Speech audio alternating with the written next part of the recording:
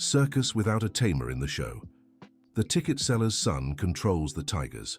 Jennifer Wilson felt sweat trickling down her face as panic took over backstage at the Golden Star Circus.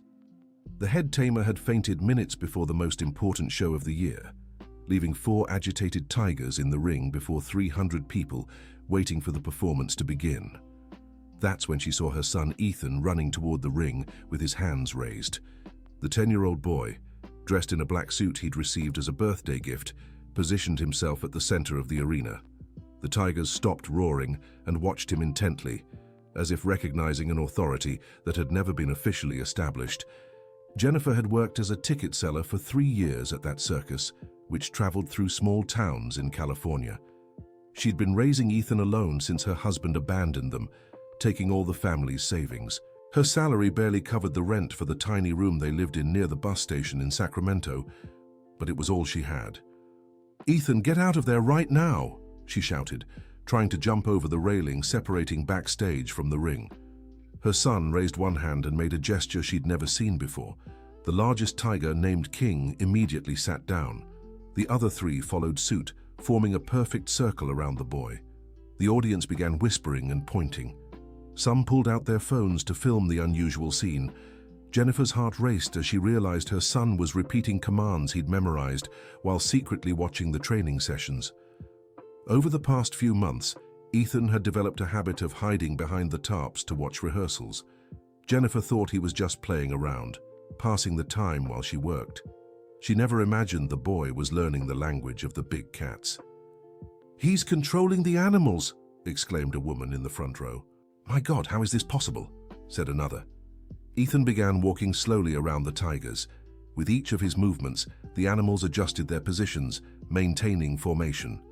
The boy seemed to have a confidence that even surprised the circus staff who'd known the felines for years. Jennifer tried again to jump the railing but was stopped by 2 security guards. "Let him keep going," said a voice behind her. It was Richard Thompson, the circus owner, a 50-year-old man with graying hair and a calculating gaze. He watched the scene with undisguised interest. "Are you crazy? That's my son in there!" Jennifer struggled against the guards. "Relax, lady. The animals are calm. Look how they obey the kid." Ethan made another gesture, and the tigers stood up simultaneously. He pointed to pedestals scattered around the ring, and each animal moved to its designated spot. The audience erupted in applause. Jennifer realized this wasn't luck or instinct. Her son truly knew what he was doing. For months, while she sold tickets at the circus entrance, Ethan had been building a secret connection with the animals. "How did you learn this?" she whispered, even though she knew he couldn't hear her from there. Ethan had the tigers leap from one pedestal to another in sequence.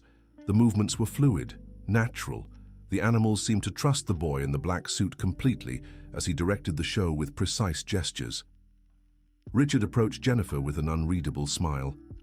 "Your boy is special. Never seen anything like it in 20 years of circus. He's just a child. This is too dangerous." "Dangerous? Look at them. The animals are calmer with him than with Steve." Steve was the official tamer, a 40-year-old man who'd worked at the circus for 5 years. Jennifer always noticed that the tigers got tense during training with him, but she never imagined there was an alternative. The performance continued for another 15 minutes. Ethan led the felines through a complete routine, including jumps, walking on ropes, and even a human pyramid. Or rather, a feline pyramid. When it was over, he bowed to the audience, who rose to their feet in applause. The tigers remained in their positions until he gave the command to return to their cages. Dear listener, if you're enjoying the story, take a moment to like and especially subscribe to the channel. It helps us a lot as we're just starting out. Now, back to the story. Jennifer finally managed to run to Ethan as he left the ring. She hugged him tightly, a mix of relief and worry in her embrace. "Ethan, how did you do that? You could have gotten hurt." "Relax, Mom. They know me. I always give them food when you're not looking." "You what? Remember the leftovers you bring from the snack bar? I save some and give it to the tigers. They like me." Jennifer realized she had underestimated her son's intelligence and initiative. For months, Ethan had been using the leftovers from her extra shifts at the Circus snack bar to bond with the animals. "Talk to me, kid," Richard said, stepping closer. "Ethan, come on. We're going home." Jennifer tried to pull her son away. "Hold on, Jennifer, I'd like to make you an offer." Richard led mother and son to his trailer, which doubled as the circus's mobile office.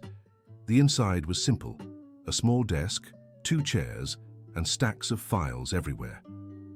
"Have a seat," he said, pointing to the chairs. "Ethan, you have a special gift. I've never seen tigers obey someone so young." "He's not working here," Jennifer cut in. "It's too dangerous."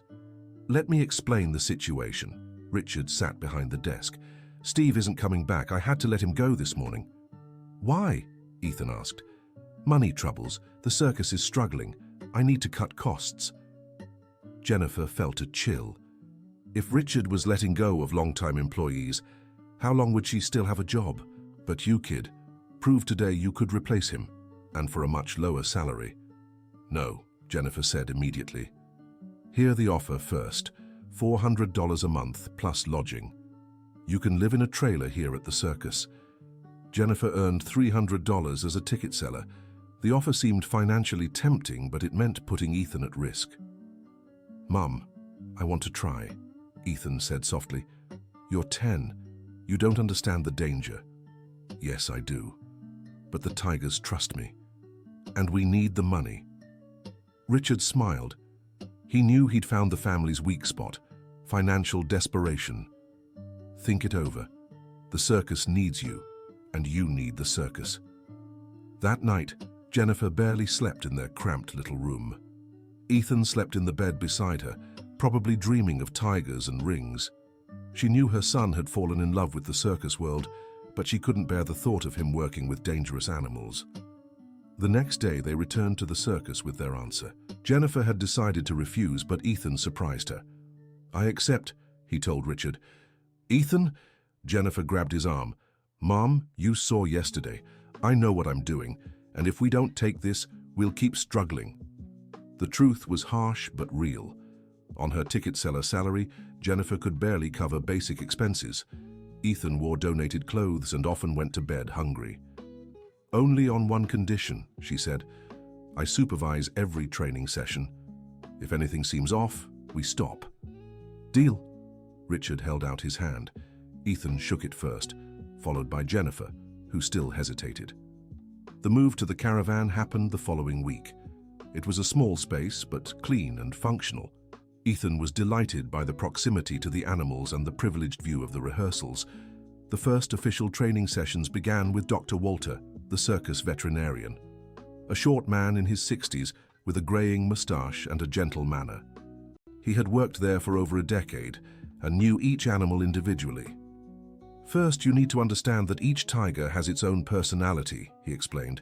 "King is the leader, more protective. Queen is clever but stubborn. Thunder is playful, and Bolt is the most cautious." Ethan absorbed every bit of information with total focus. Jennifer watched from a distance, still nervous but impressed by her son's seriousness. "They already trust you," Dr. Walter continued. "That's rare.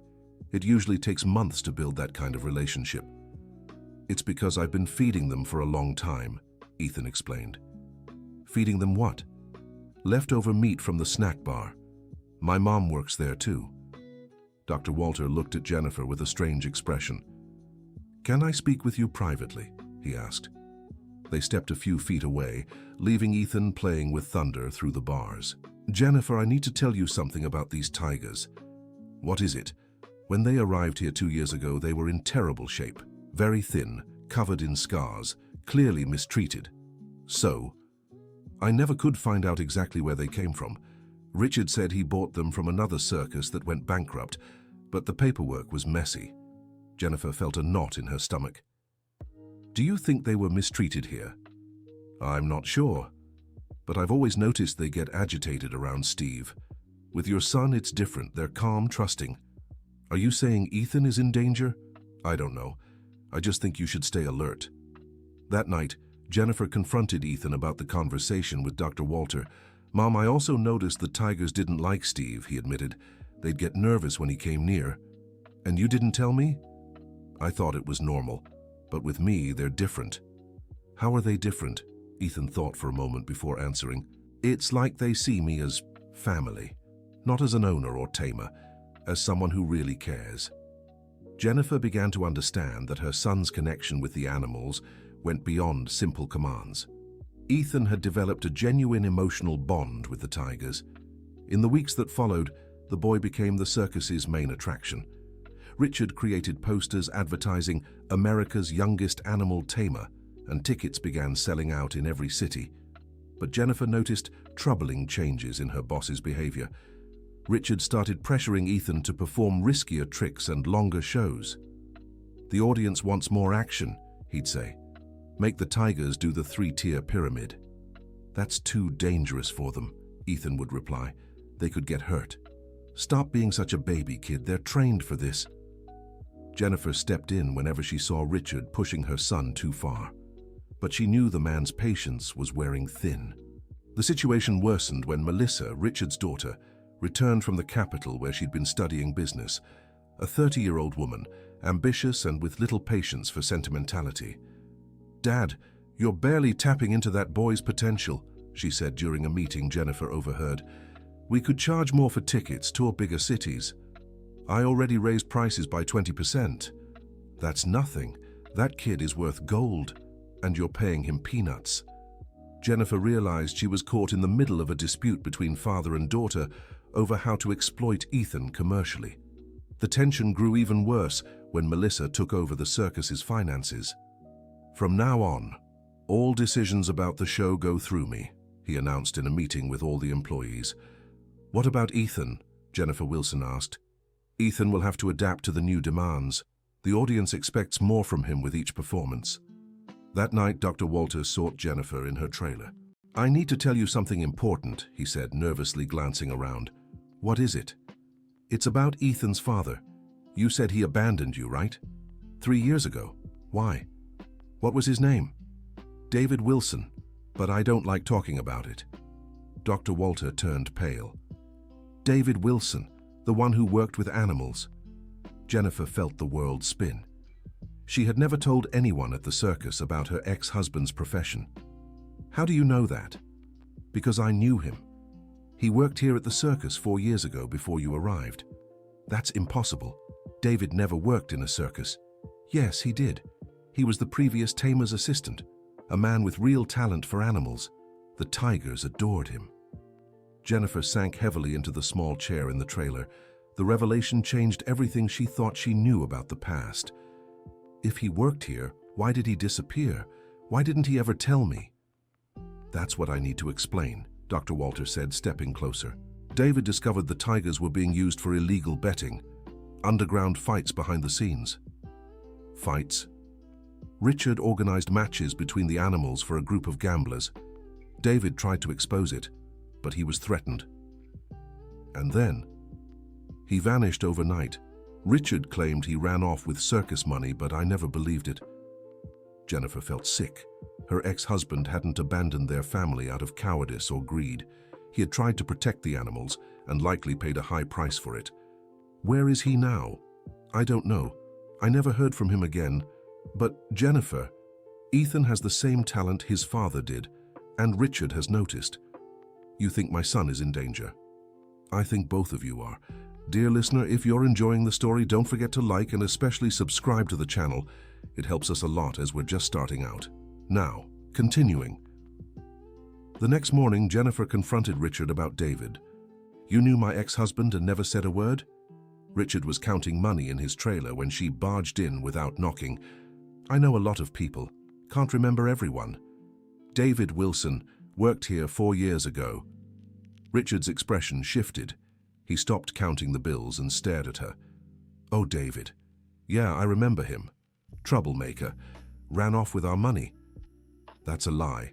Dr. Walter told me the truth." "Walter talks too much. Should stick to the animals." "David tried to expose the underground fights, didn't he?" Richard laughed, but it sounded forced. "What fights? You're making things up. And that's why he disappeared. You threatened him." "Prove it." Jennifer realized she had no proof, just Dr. Walter's word, which could easily be dismissed. If you try anything with Ethan, I'll expose everything. Expose what? That your son has talent? That he's earning money honestly? Richard stood and walked to the trailer door. Jennifer, you're seeing things that aren't there. Ethan is happy here. The animals love him. Why complicate things? Because I know you're capable of doing the same thing you did to David. I don't know what you're talking about, but if you're not happy, you can leave. Ethan stays. He has a contract. Jennifer's blood ran cold. She hadn't read the contract carefully when she signed it. She'd trusted Richard's word on the terms. What contract? The one you signed. Ethan stays until he turns 18. Any breach results in a $50,000 fine. That's absurd. He's a minor. Yes, and you're his legal guardian. You signed it willingly. Jennifer left Richard's caravan in a state of shock. She ran to find Dr. Walter, who was tending to the horses. Walter, I need your help. Richard said Ethan has a contract until he's 18. What kind of madness is this? He mentioned a $50,000 fine if we leave. Dr. Walter stopped what he was doing and looked at her with concern. Jennifer, that can't be legal. A child can't sign a work contract. But I signed for him. I'm responsible. Even so, there are laws protecting minors. Let's find someone who understands this. That afternoon, they went to the nearest town to seek legal help. A young lawyer assisted them for free at the legal aid office. This contract is void, he said after reading the document. A minor can't work in dangerous activities, and a tiger tamer certainly falls under that. So I can take my son away? Yes, and you can even sue the circus for child labor exploitation. Jennifer felt relieved, but knew the battle was just beginning. Richard wouldn't let Ethan leave easily, especially now that the boy was the circus's main source of income. When they returned, they found Ethan finishing a performance. The audience cheered enthusiastically as the tigers took their final bows. Mom, did you see? I taught Bolt a new trick. Ethan ran to her, excited. Ethan, I need to talk to you about something important. Not now. Melissa appeared behind them. Ethan has an interview with the local TV in half an hour. What interview? To promote the circus. It'll air on the evening news. Jennifer realized Melissa was increasing Ethan's exposure to make their departure harder. If the boy became a local celebrity, any attempt to remove him would look like sabotage. Ethan isn't doing the interview, she said firmly. Yes, he is. It's in his contract. That contract is void, Jennifer shot back. Melissa smiled coldly. Prove it in court. Until then, Ethan works here. The interview happened despite Jennifer's protests. Ethan appeared on local TV, talking about his love for animals and his plans to become the best tamer in the country. Watching from her caravan, Jennifer felt her heart break. Her son was being manipulated to serve the commercial interests of people who only saw profit in him. That night, she made a desperate decision. She woke Ethan at 3 in the morning. Get dressed, we're leaving. What do you mean? Now, quietly? But Mom, what about the tigers? They'll be fine. We have to think of our safety. Ethan resisted, but Jennifer managed to convince him to leave the caravan. They walked silently to the road where a taxi she'd called was waiting. They were almost at the car when they heard footsteps behind them. Where do you think you're going? It was Richard's voice. Jennifer pushed Ethan toward the taxi. Run! Not so fast. Melissa appeared on the other side, blocking their path. You can't stop us from leaving, Jennifer said. Oh, we can. Richard showed a paper. Court order. Ethan stays here until we resolve the contract issue. Jennifer realized she'd underestimated the Thompson family's influence in town. Richard had connections she hadn't imagined. This is kidnapping. It's contract enforcement. Ethan, go back to your caravan. Do you have a show tomorrow? Ethan looked at his mother with tears in his eyes. He was starting to understand he was a prisoner disguised as a star. Back in the caravan, Jennifer felt hopeless. She had no money for a private lawyer, no influential contacts in town, and now Richard had obtained a false or bought court order to keep Ethan in the circus. The next morning, Dr. Walter brought disturbing news. Jennifer, I found out more about what happened to David.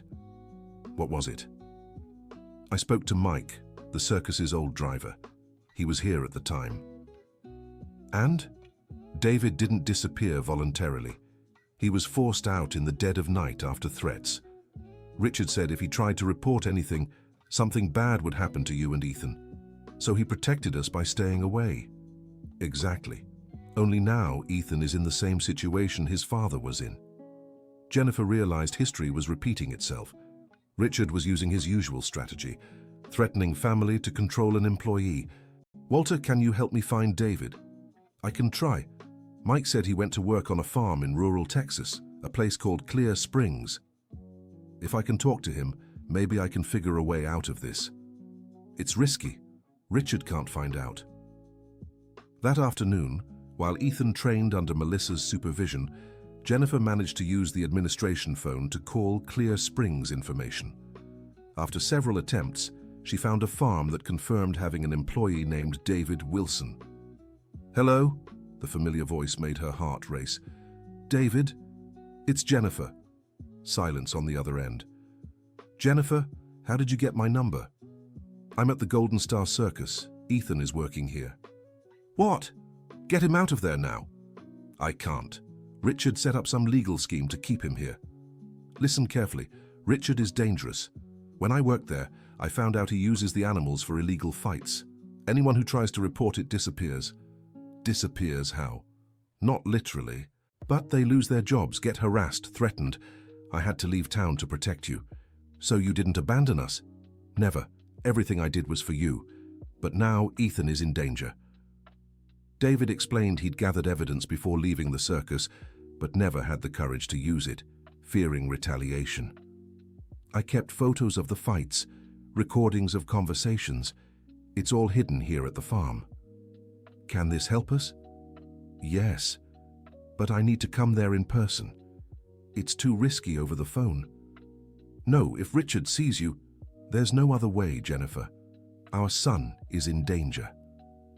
They agreed David would arrive in town the following week, during the local festival, when the circus would be busy, and he could go unnoticed. Dear listener, if you're enjoying the story, please take a moment to like and subscribe to the channel. It helps us a lot as we're just starting out. Now, back to the story. Meanwhile, Ethan's situation worsened. Melissa increased his performances to 3 a day and forced him into riskier tricks. "I want the tigers jumping through fire hoops," she said during rehearsal. "That could burn them," Ethan protested. "Only if you mess up. That's why you need more practice." Jennifer watched rehearsals with growing dread. Her son was losing weight, sleeping poorly, and his natural bond with the animals was fraying from stress.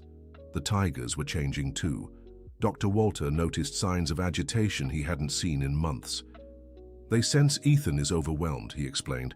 "Animals pick up on the emotions of those around them." "What does that mean?" "If Ethan breaks, they could become unpredictable. Then it'll really be dangerous." The night before David's arrival, Dr. Walter's warning came true. During a show, Bolt refused to command and growled aggressively at Ethan. The audience screamed, some fleeing for the exits. Ethan stood frozen in the ring, unsure how to react. It was King who saved the situation. The largest tiger stepped between Bolt and Ethan, calming his companion with a low, firm growl. "The show's over for tonight," Ethan announced, his voice shaking. Backstage, Melissa was furious. "You lost control! This can never happen again!" "It wasn't his fault," Dr. Walter intervened. "The animals are stressed. You need to reduce their workload. What he needs is more training. Ethan will rehearse 4 hours a day starting tomorrow." Jennifer exploded. "Enough, my son isn't a machine. You're destroying him." "Your son has a responsibility. People are paying to see him. There's a child being exploited here." The argument was interrupted by the arrival of Richard, who had witnessed the incident. "Ethan, come here," he said, his voice eerily calm. The boy approached, head hanging low. "You disappointed me today. The tigers don't respect you anymore." "They do. They're just tired. Tired animals are poorly trained animals, and poorly trained animals can hurt people." Richard paused dramatically. "If it happens again, I'll have to sell the tigers. And you know what that means, right?" Ethan began to cry. The tigers were his family. Losing them was worse than any punishment. "Please don't sell them." "Then don't disappoint me again." That same night, David arrived in town. Jennifer met him at the gas station as planned. 3 years later, he was thinner, his hair graying, but his eyes still held the same intensity. "How's Ethan?" "Bad. Really bad. They're destroying him." David pulled out a folder with photos and documents. "This proves everything. The fights, the mistreatment, the money laundering. Richard uses the circus as a front for illegal activities." "Why didn't you use this before?" "Because they threatened you. Said if I tried anything, they'd hurt you and Ethan. And now? Now our son is already suffering. I can't stand by." They devised a plan. David would take the evidence to the police station in the neighboring town, where Richard had no influence. Meanwhile, Jennifer would get Ethan out during the chaos. "It has to be tomorrow during the festival. There'll be crowds, lots of movement. No one will notice us leaving. And after? We'll leave, all three of us, start over far from Richard." The morning of the festival, the town was buzzing. The circus had scheduled 3 special shows, and Ethan would perform 6 times that day. During the second show, David slipped into the audience in disguise. Jennifer spotted him and gave a subtle signal. Everything was going as planned. But in the third show, something went wrong. One of the fire hoops Melissa had insisted on using wasn't secured properly. When Queen jumped through it, the hoop fell and struck her hind legs. The tigress roared in pain and panic. The other 3 tigers immediately grew restless, forming a protective circle around her. Ethan tried to approach to calm Queen, but she was in too much pain to recognize him. He stood surrounded by 4 agitated tigers. The audience screamed and scattered in all directions. David leapt over the barrier into the ring, followed by Dr. Walter. "Ethan, move slowly," Dr. Walter shouted. "No sudden movements." But Ethan couldn't move. He was frozen by fear and guilt. Queen was hurt because of him. Then something extraordinary happened. The boy began to cry, and his tears seemed to soothe the tigers. First King lowered his head, then Thunder and Bolt. Finally, Queen stopped roaring and limped toward him. Ethan reached out and gently touched the injured tigress's head. "I'm sorry, Queen. Sorry I let them hurt you." David watched in shock. His son had a connection with these animals, unlike anything he'd ever seen. Dr. Walter examined Queen's injury. "It's not serious, just a surface burn. But she needs care." Richard came running. "What kind of clown show is this? For the audience is demanding refunds." "The Queen got hurt because of your faulty hoops," Ethan said, still holding the tigress's head. "Faulty nothing. You just didn't know how to use them right." "Enough," David finally revealed himself. "You won't blame my son for your mistakes." Richard turned pale when he recognized David. What are you doing here?" "I came to get my family, and to hand this over to the police." David showed the folder with the evidence. Richard tried to grab it, but Dr. Walter stepped between them. "It's all documented, Richard. The fights, the dirty money, the mistreatment. It's over. You have no proof of anything. We have photos, recordings, documents. And now we have witnesses." Several circus workers stepped forward. Jennifer noticed many of them were tired of living under fear and exploitation. "I'll testify," said Mike, the driver. "Me too," added Dorothy, the seamstress. "And me," finished Frank, the sound technician. Richard realized he was surrounded. Melissa tried to convince her father to run, but it was too late. The police arrived half an hour later, alerted by David. The evidence was so overwhelming that Richard was arrested immediately. Melissa tried to take over the circus, but the workers refused to obey her. They formed a committee and decided to close temporarily until the legal situation was resolved. "What about the animals?" Ethan asked, worried. "They'll be under Dr. Walter's temporary care," the officer explained, "until we decide their fate." "Can they stay with me?" "Ethan, you're a child. You can't take care of tigers alone," David said gently. "But they know me. They trust me." Dr. Walter stepped closer. "Actually, there's a possibility. I know a wildlife sanctuary in rural California. They need a young, talented handler." "What do you mean?" "A place where animals live in their natural habitat. No performances, just care and protection. And you could work there once you're old enough." Ethan looked at the tigers, who were being loaded into a special transport trailer. Will they be happy there? Happier than here? In the following days, the investigation revealed the extent of Richard's crimes. Beyond animal fights, he was laundering money from other illegal activities through the circus. The court ruled that the animals be transferred to the sanctuary Dr. Walter had mentioned. Ethan followed the process, visiting the site and helping the tigers adjust. "It's so different from the circus," he said on the first day, watching the large, wooded enclosures.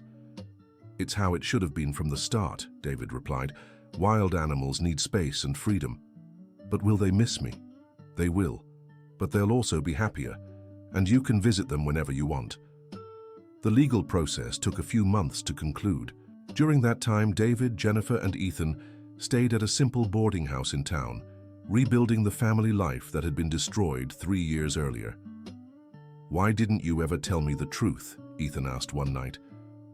"Because you were too young," Jennifer explained, "and because we wanted to protect you. But hiding things didn't protect anyone. It just made everything worse." David nodded. "You're right, son. From now on, no secrets between us. Not even about my talent with animals? Especially about that. Your gift is special, but it can be used for good or bad. That's up to you to decide."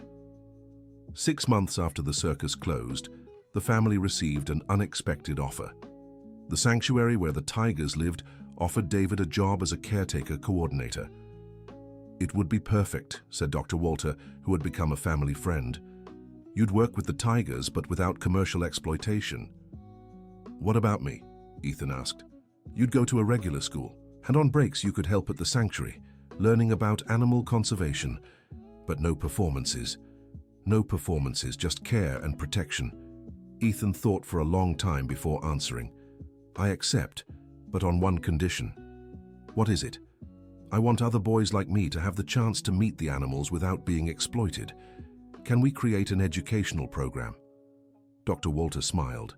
"That's the best idea I've ever heard." The move to the sanctuary happened at the end of the year. The family rented a simple house in the nearest town, 30 miles from the location. Ethan quickly adjusted to his new school and made friends for the first time in his life.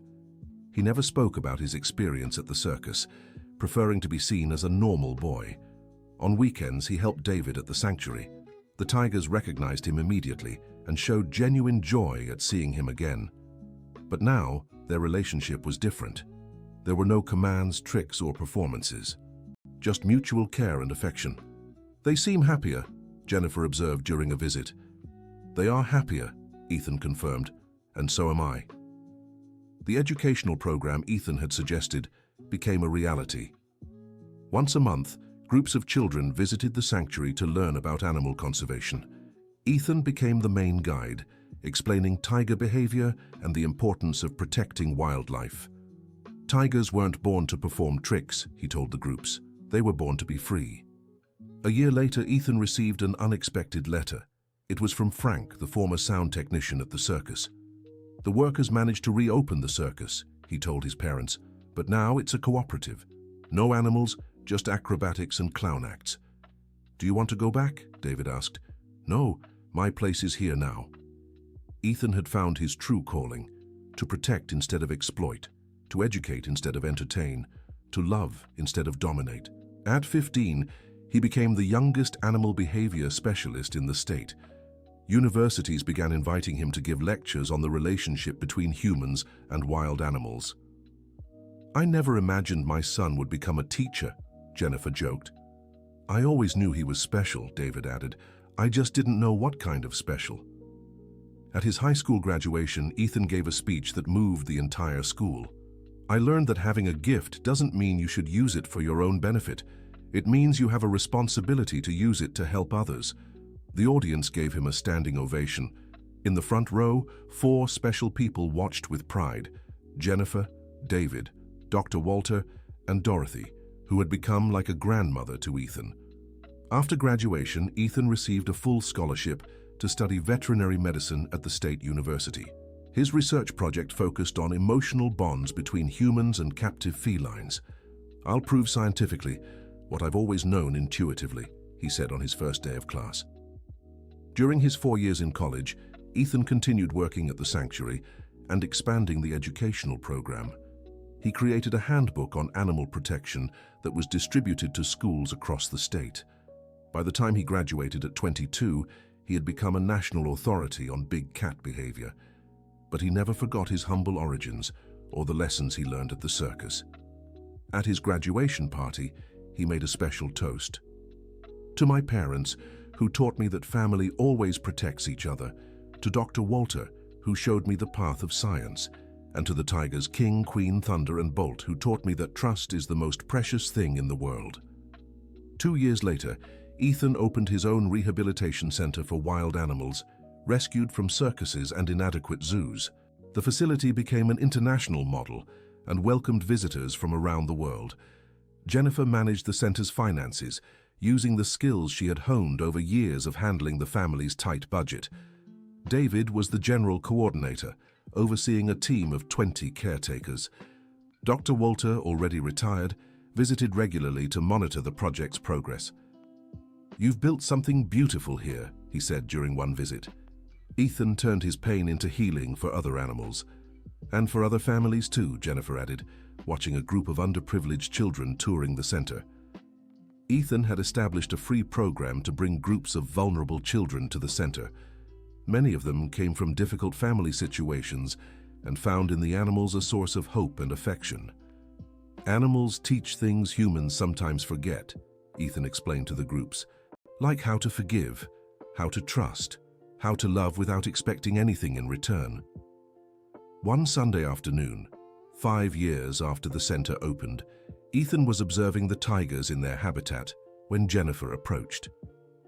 "Remember when you were little and said you wanted to save all the animals in the world?" "I do. It was a silly dream, wasn't it?" "It wasn't silly. It was prophetic." Ethan smiled, watching King play with his cubs born at the center. "I haven't saved them all yet, but I've saved the ones I could." "And you saved our family too." "How so?" "If you hadn't had the courage to step into that circus ring, we'd never have uncovered the truth about your father. We'd never have been reunited." Ethan hugged his mother. "You know what I've learned from all this?" "What?" "That sometimes you have to face the tigers to discover who you really are." At that moment, as if understanding the conversation, King approached the fence and let out a soft roar. It wasn't a roar of threat or command. It was a roar of recognition, of affection, of gratitude. Ethan reached out and gently touched the tiger's nose through the bars. "I love you too, buddy. Thank you for teaching me that courage isn't about not being afraid. Courage is doing what's right even when you are scared." The end. Now tell us what you thought of this story of perseverance and courage. Do you believe Ethan made the right decisions? Share your honest thoughts in the comments. If you know someone who's faced similar challenges, pass this story along. Thank you so much for being here. Don't forget to like and subscribe to the channel so you don't miss other heartwarming stories.